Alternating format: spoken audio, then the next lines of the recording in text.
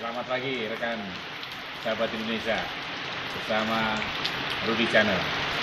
Pagi ini kita akan jalan-jalan. Saya ajak pemirsa semua jalan-jalan, YouTuber buat jalan-jalan di Hutan Diklat ya, KDPK Hutan Diklat. Ini kita di mes asrama Hutan Diklat. Di sini adalah dulunya tempat ini adalah gudang bahan peledak. Nah, gudang bahan peledak miliknya, bukan milik ya, dalam satu kawasan. Tapi gudang handak itu digunakan oleh salah satu perusahaan tambang yang ada di sekitar kawasan sini.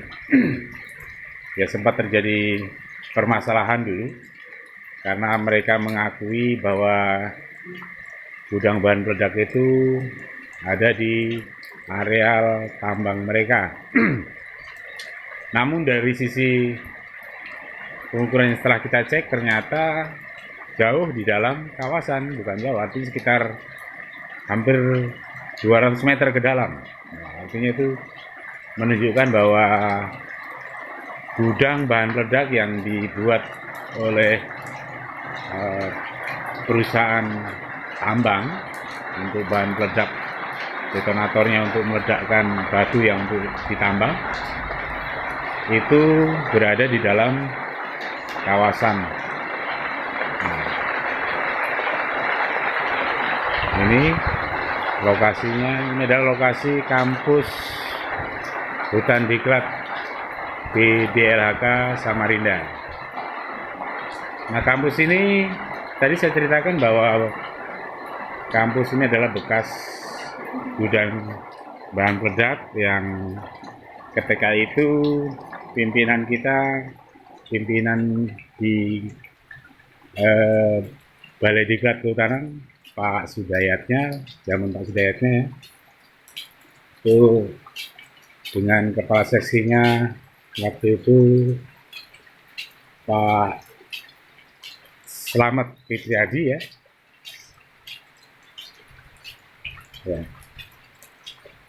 Pak Slamet ya.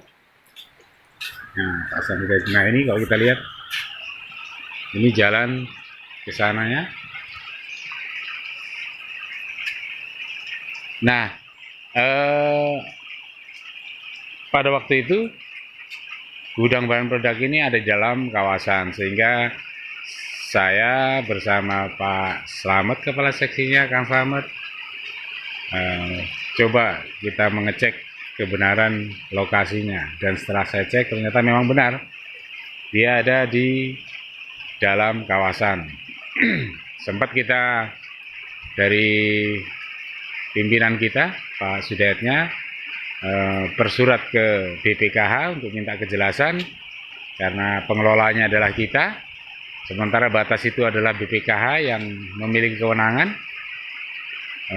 melakukan rapat dan dipanggil juga dari pihak penambang dan juga perwakilan dari Dinas Pertambangan yang ada di Kutai Kartanegara, karena pada waktu itu Dinas Pertambangan Kabupaten masih ada sebelum Undang-Undang 23.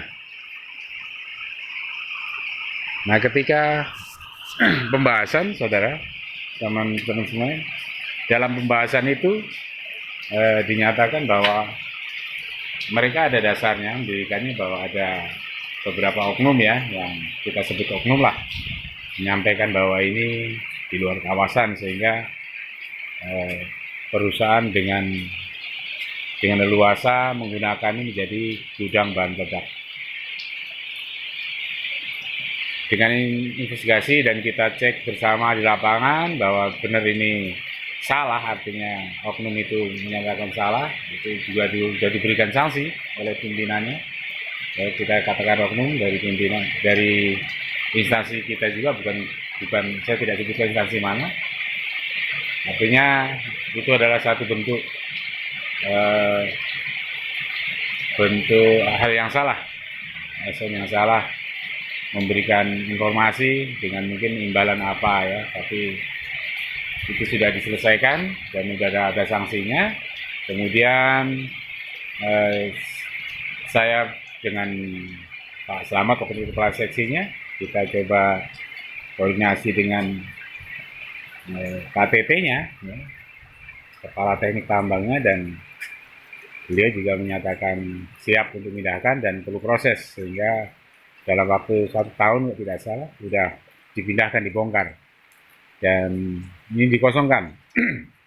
Tidak boleh ada bangunan di kawasan ini, kan semua kawasan konservasi ya, kawasan konservasi yang dijadikan hutan diklat. Nah kemudian setelah menjadi ini kosong, tanah rata, kemudian BDLHK akan membangun sebuah kampus ya. Maksudnya membuat kampus, karena kita punya kampus yang lama, itu yang terbuat dari kayu di bawah sana.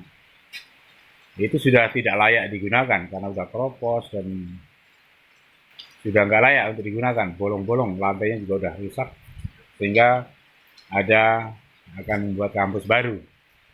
Nah ketika itu ada kolaborasi ya, zaman masih ada bisa kolaborasi dengan salah satu perusahaan lagi,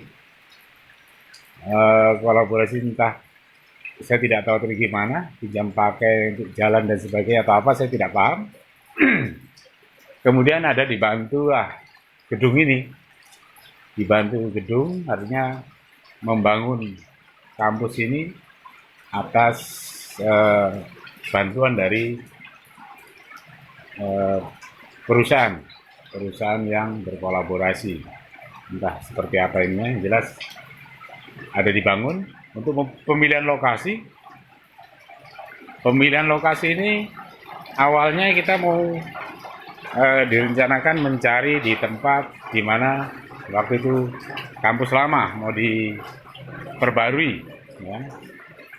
Namun ketika kunjungan Pak Kapus waktu itu, Pak Tahir Fatoni, beliau berkunjung ke KDTK sini, dan beliau ke sini, ke lokasi ini, beliau sampaikan bahwa ini sangat bagus karena view-nya dan posisi pada ketinggian, kemudian view-nya itu langsung hampir ke seluruh kawasan, sehingga Pak Tahir Fatoni menyatakan dibangunlah di sini. Ada beberapa pertimbangan masalah air kan, tapi beliau menyampaikan orang di puncak gunung sana aja bisa, kenapa kita nggak bisa, sehingga kampus itu dibuatlah di sini. Nah inilah sekilas tentang kampus kita, kampus hutan diklat. Barangkali teman-teman ASN yang kehutanan, baik Kalimantan Timur, Kalimantan Selatan, Kalimantan Utara, Kalimantan Barat, mungkin teman-teman semua pernah mengalami ke sini, karena ini adalah lembaga untuk pelatihan, untuk praktek-praktek teman-teman di Kementerian Lingkungan Hidup dan Kehutanan. Saya kira itu untuk pagi ini teman-teman, untuk representasi saya tentang hutan diklat, dan nanti kita akan lanjutkan kembali. Kita nanti akan ada kegiatan orientasi batas hutan. Nah, kita akan melihat batas-batas hutannya, batas-batas kawasan dari KHDTK. Terima kasih, sampai jumpa. Assalamualaikum.